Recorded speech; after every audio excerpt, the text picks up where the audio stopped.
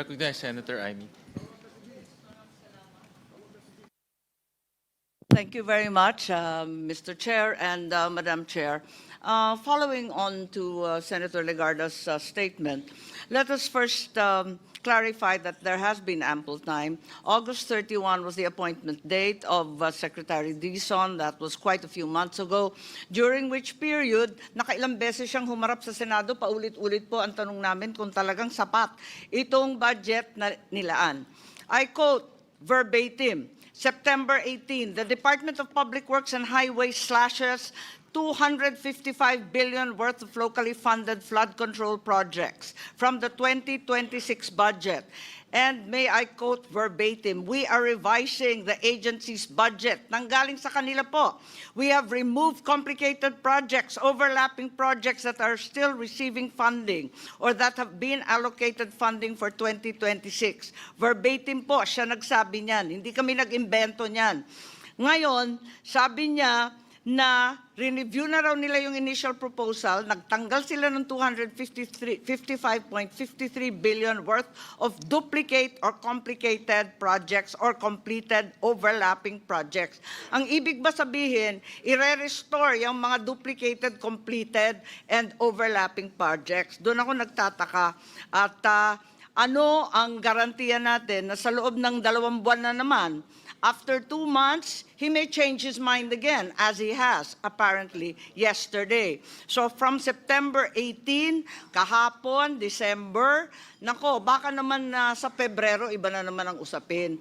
Ayoko naman ng ganito.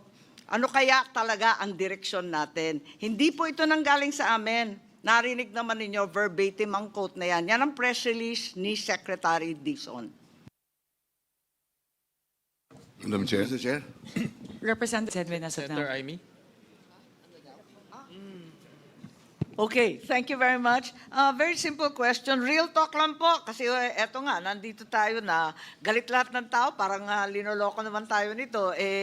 Kayo nagpakaltas, ipapabalik muli. Ano ba, sa loob ng 2 buwan, ipapakaltas ba ulit? Gusto kong malaman, real talk konti ha. Ilan ba talaga at alin ba yung mga project na dumaan na sa early procurement sa panahong ito? Ilan ba talaga? Meron ba na mga projects na pinag-uusapan na nasa loob ng NEP sa budget ng Pangulo, nag-undergo na ng early procurement? Meron na ba? Kasi ang balita, takot lahat. Totoo bang meron o hindi? Wala pa pong dumadaan sa early procurement dahil po hindi pa klaro kung ano yung mga proyekto talagang mapapasa. Wala pa po. Sigurado kayo, wala ni isa, zero. Opo. So wala tayong pinag-uusapan, tama po ba? Sa ngayon. Sa ngayon po, wala pa po. So ang ibig sabihin niyan, dati-rati talagang hinahabol yung early procurement ng October para hindi ma-delay ang project kasi aabutan talaga ng tag-ulan, hindi ba? Tama po yun. O kung ganon, mag-a-adjust ka ng lahat ng ABC, sigurado na madidelay. Totoo po yan, Madam Chair. So ang hinaharap natin, talagang madidelay. Opo, dahil po na-delay ang early procurement, marami pong mga proyekto for 2026 na madidelay. Sigurado so, ang po yan. hinaharap natin, talagang malungkot ang first and second and even third quarter, aabutin ng ulan. Yung tamang projection lang, kasi nag-expect ng tao, dadagdagan, papabalik mo. Pagkatapos, madidelay rin pala. Ano naman ang bisa nun? Para kay pa?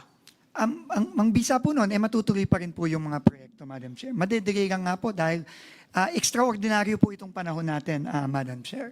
At tingin ko po, prudent din po, tama din po, na hindi muna magsimula ng early procurement. Dahil unang-una, hindi pa po sigurado kung ano ang mga project na papasa ng Kongreso. At ikalawa, dahil nga po nagbaba tayo ng presyo ng materyales ngayong fourth quarter. Ganun pala, wala pala tayong pinag-usapan at talaga naman haharapin natin 3 quarters worth of delay. Tama naman yung mga nag-text po sa atin na lokohan na lamang to. I truly resent the fact that the BICAM is being hostaged by the Secretary of the Department of Public Works and Highways. At kung tunay na wala kayong tiwala sa sino mang district engineer, hindi po ako abogado ng Public Works, dapat tanggalin na lang ninyo lahat kasi pinapadagdagan mo yung budget, tapos yung mga mag-i-implement, wala kang tiwala, ano naman kami? susunod sa iyo na kayo mismo walang tiwala sa isa't isa? Tama ba yun? Yun lang po. Salamat po, if I may just respond to that po, ma'am. Unang-una po, hindi po pwedeng huminto ang trabaho sa DPWH. Napaka-importante po ng ginagawa ng DPWH. Habang ginilinis natin ayon sa utos ng Pangulo, ang departamento, hindi po pwedeng huminto. Nakita na po natin ang epekto sa ekonomiya nitong nakaraang third and fourth quarter. So we are doing the best we can given the current situation, Mr. Chairman, Madam Senator. Yes, Secretary Vince, hindi kita pinahihinto sa trabaho mo. Pinamamadalingan namin. Ikaw ang humihinto sa trabaho namin dito sa BICAM at papalit-palit ka ng sinasabi. Yun ang problema. Hindi po ako papalit-palit ng sinasabi, Madam Chair. Ako po, iulitin ko, nagpunta lang po ako dito para ibahagi sa bicameral conference yung nakikita po naming epekto nung pagpasa ng third reading version ng Senado. Yun lang po. Ngayon, nasa Senado na po yan at nasa bicameral conference, nasa Kongreso, kung paano po magpo-proceed dito. At yun naman po, syempre, tatanggapin lang naman po ng ehekutibo kung ano man po yung decision na yan.